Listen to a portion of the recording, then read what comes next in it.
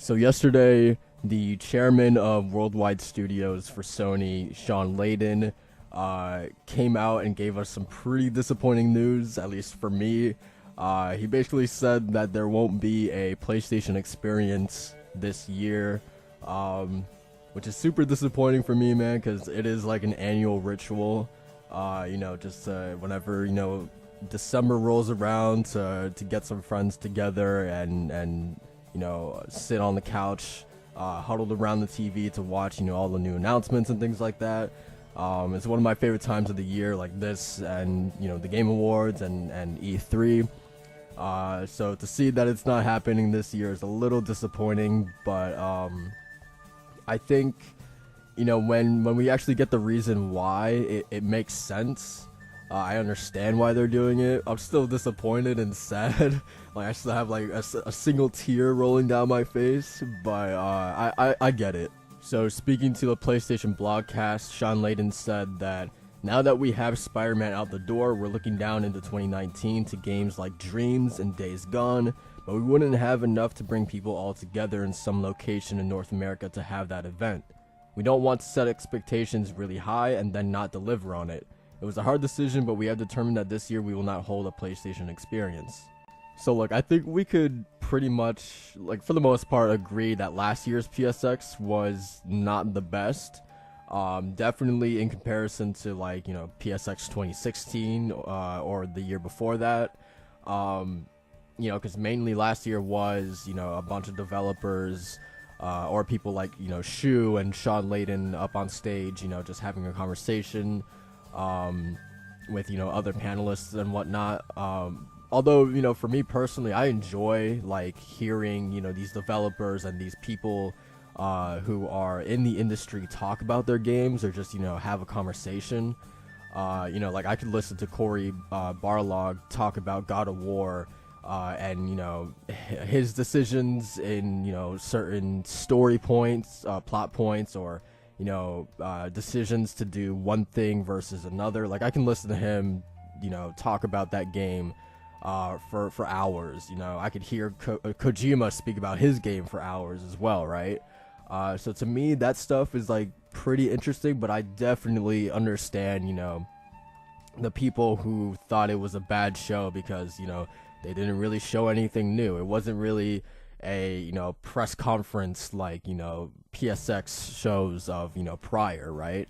So I definitely understand why people were definitely disappointed by last year's PSX.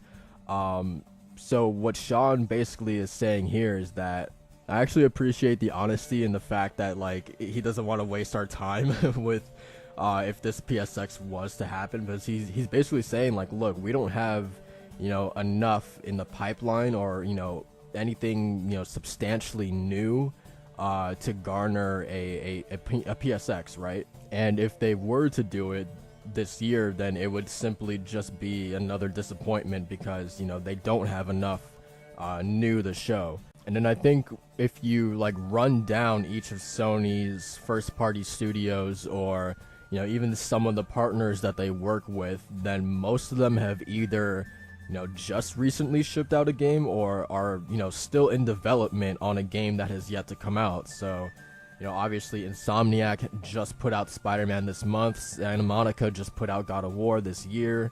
I'm trying to see, Blue Point just put out Shadow of the Colossus this year. So, I don't think they'll be ready to show anything for a little bit.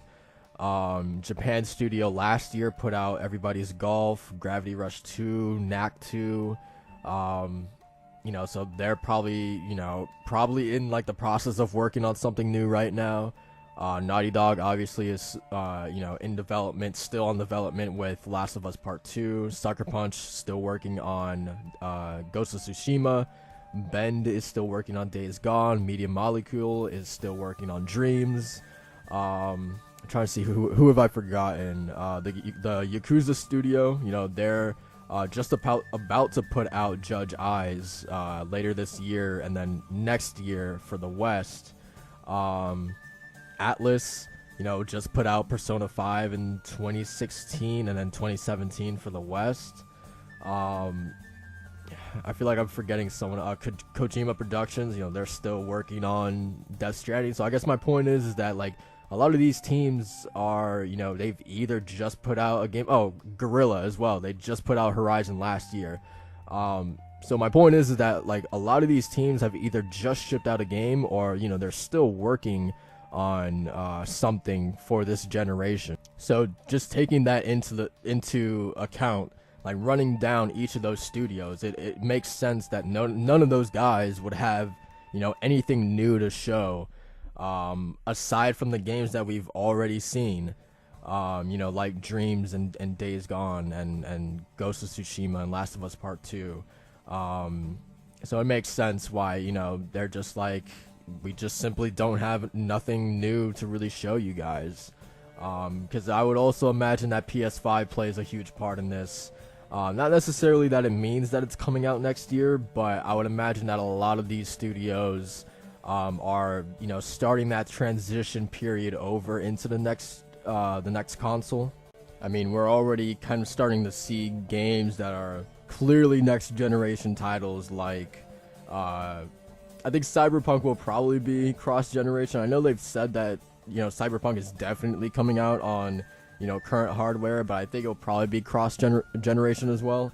But Elder Scrolls 6 and Starfield, those are obviously next generation titles.